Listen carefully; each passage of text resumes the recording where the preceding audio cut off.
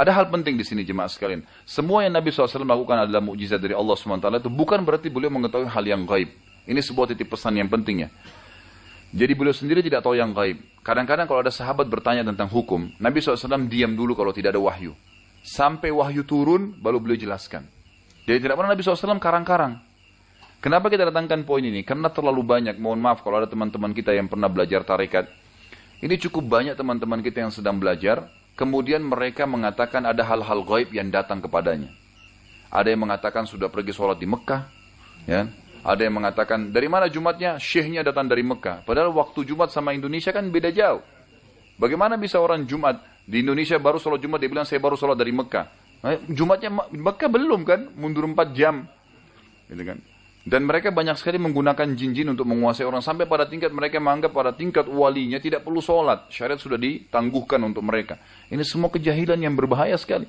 Kalau memang orang bisa terbang bolak-balik ke Mekah, Nabi SAW tiap hari bolak-balik terbang. Dan akan ada riwayatnya. Tapi Nabi SAW ke Mekah 3 hari 3 malam naik unta, setengah mati. Gitu kan. Tapi itulah manusiawi. Memang begitu. Jadi jangan berlebihan. Gitu kan. Banyak sekali, saya bahkan pernah ketemu dengan satu tokoh mereka dan dialog ringan gitu kan. Selalu prinsipnya adalah, ada namanya maqamat, tingkatan-tingkatan. Orang harus tobat 1000 kali, sholat sunnah rakaat 1000 rakaat, terus sampai maqaman tertinggi nanti, sampai pada tingkat mereka sudah tidak perlu lagi melanggar syariat. Nah ini hal-hal yang berbahaya. Nabi SAW menyuruh tauladan kita. Nabi sendiri tidak pernah tahu hal-hal seperti itu. Di mana buktinya? Kita dengarkan. Allah ceritakan dalam surah Jin. Urutan 72 ayat 26 yang kata Allah SWT, A'udzubillahi minasyaitonirrajim, Alimul ghaibi fala yudhiru ala ghaibihi ahada. Dialah Allah yang mengetahui hal gaib dan dia tidak pernah memperlihatkan kepada seorang pun tentang hal yang gaib itu. Apa itu gaib? Yang tidak bisa kelihatan dengan panca indera kita, gitu kan? Ada sebagian kecil mungkin yang diberitahukan oleh Allah SWT, tapi tidak semuanya. Hanya Allah yang tahu, gitu kan? Al-An'am urutan 6 ayat 59 Allah juga mengatakan a'udzubillahi minasyaitonir rajim wa indahu mafatihul ghaibi la ya'lamuha illahu wa ya'lamu ma fil barri wal bahri wa ma tasqutu min waraqatin illa ya'lamuha wa la habatin fi dhulumatil ardi wa la ratbin wa la yabisin illa fi kitabim mubin. Dan pada sisi Allah lah kunci-kunci semua yang gaib. Tidak ada yang mengetahuinya kecuali Dia sendiri. Allah Azza wa Jalla yang tahu, gitu kan? Dan Dia mengetahui apa yang ada di daratan, di lautan, dan tiada sehelai daun pun yang gugur kecuali Dia yang mengetahuinya, Allah Azza wa Jalla. Dan tidak ada sebutir buji pun di kedalaman bumi, dan tidak ada sesuatu yang basah ataupun kering dalam bumi tersebut melainkan sudah tercatat di dalam Lauhil Mahfuz.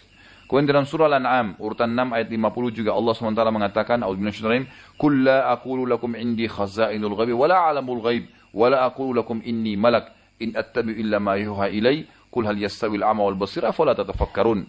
Katakanlah hai Muhammad kepada semua manusia yang menjadi pengikutmu atau tidak, bahwasanya aku tidak mengatakan kepada kalian bahwasanya perbendaharaan Allah ada padaku, dan tidak pula aku mengetahui hal yang gaib, dan tidak pula aku mengatakan kepada kalian bahwasanya aku seorang malaikat. Aku tidak lain adalah sosok manusia yang mengikuti apa yang diwahyukan kepadaku saja. Katakanlah kepada mereka, apakah sama orang yang buta dan orang yang melihat?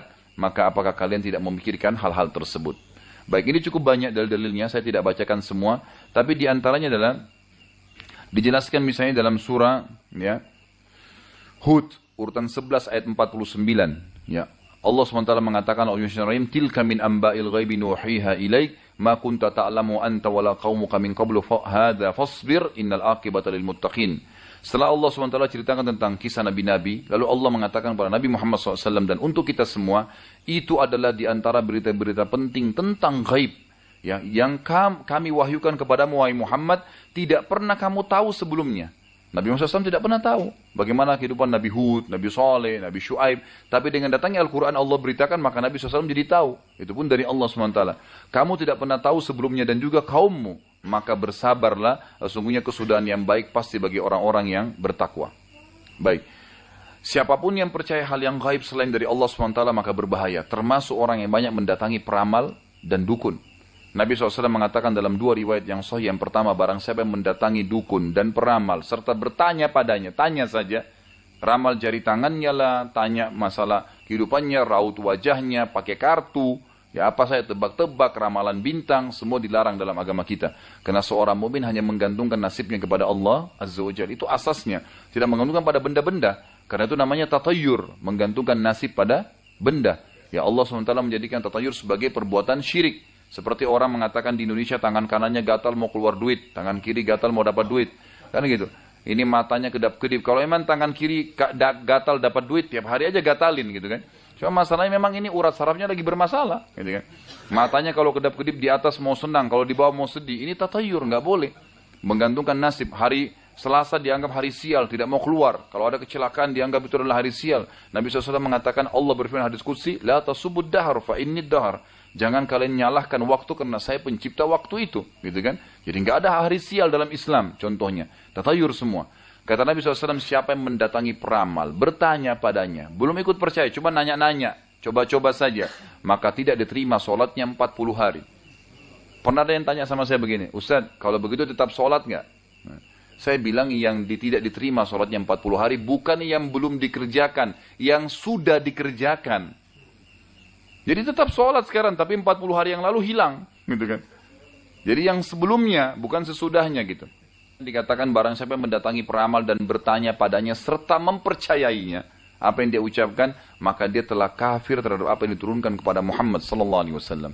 Ingat, para dukun dan peramal sekarang sudah canggih, ya kan? Mereka sudah tidak lagi menakutkan pakai tongkat, ya, tengkorak, enggak. Sekarang sudah gagah-gagah gitu kan. Jadi nggak boleh dipercaya. Ada orang bilang, oh kalau dia tepuk orang itu tidak pakai jin. Siapa yang bilang itu? Itu jelas menggunakan jin, menghipnotis orang, gitu kan. Itu semua termasuk, maka tidak boleh dipercaya, gitu kan. Kalau perlu jangan pernah nonton acaranya, karena itu berbahaya, bisa mengganggu keimanan kita, gitu. Para sahabat itu sangat cinta dengan Nabi SAW, luar biasa cintanya para Nabi. Kita ambil contoh ya, karena banyak di antara kita tidak tahu bagaimana para sahabat menghormati Nabi SAW. Ada seorang sahabat bernama Abu Talha radhiyallahu anhu, itu pernah di salah satu peperangan, dadanya itu penuh dengan anak panah karena membela Nabi SAW. Penuh dengan anak panah gitu. Lalu Nabi SAW waktu itu sempat terlindungi, karena Abu Talha tahan dengan dadanya. Waktu perang Uhud ya, waktu 50 pemanah sudah ada yang 43 orang berkhianat, akhirnya kalah dalam perang Uhud gitu kan. Itu ada kisah sendiri. Tapi waktu itu Abu Talha sempat mengatakan, ya Rasulullah, Anda tidak akan kena satupun kecuali saya sudah mati. Jadi begitu cintanya Abu Talha, menahan dadanya dengan anak panah supaya Nabi SAW tidak kena. Itu contoh. Kemudian Urwah bin Zubair. Urwah ini dulu dutanya orang Quraisy. Itu dia kalau kemanapun, ke Persia, ke Romawi, dia selalu yang diutus gitu. Karena dia bisa menguasai bahasa mereka, penampilannya, performanya bagus dan segalanya.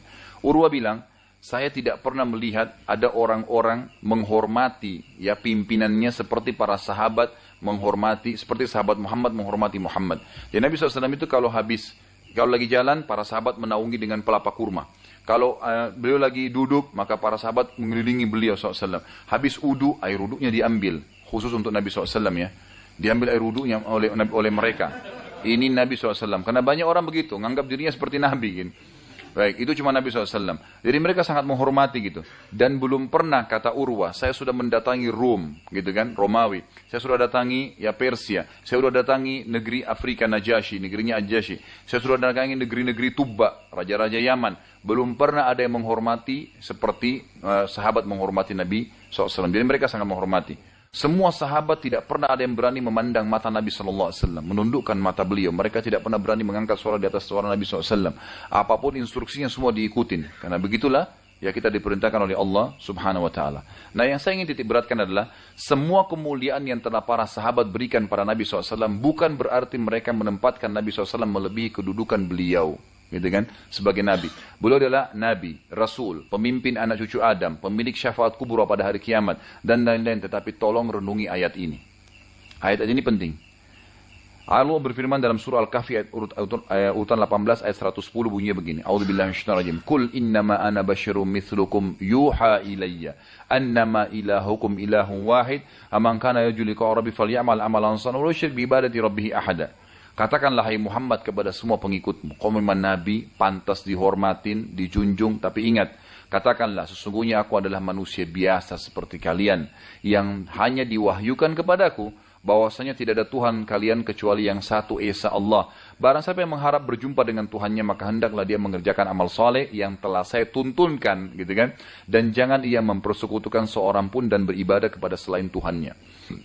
Surah Fussilat urutan 41 ayat 6 juga berbunyi a'udzubillahi minasyaitonirrajim qul innama ana basyarum mithlukum yuha ilayya annama ilahukum ilahun wahid fastaqimu ilaihi wastaghfiruhu wa wailun lil musyrikin. Katakanlah hai Muhammad kepada mereka bahwasanya aku hanyalah seorang manusia biasa seperti kalian. Diwahyukan kepadaku bahwasanya Tuhan kalian satu esa, maka tetaplah pada jalan yang lurus. Hanya ikut dan tunduk kepada Allah dan mohon ampunlah kepadanya. Dan kecelakaan besarlah bagi orang yang mempersekutukannya. Jadi kita di sini harus paham satu poin. Cinta pada Nabi SAW bukan justru dengan melanggar perintah beliau. Ini penting sekali. Para sahabat cinta pada Nabi SAW tapi dengan mengikuti perintah beliau.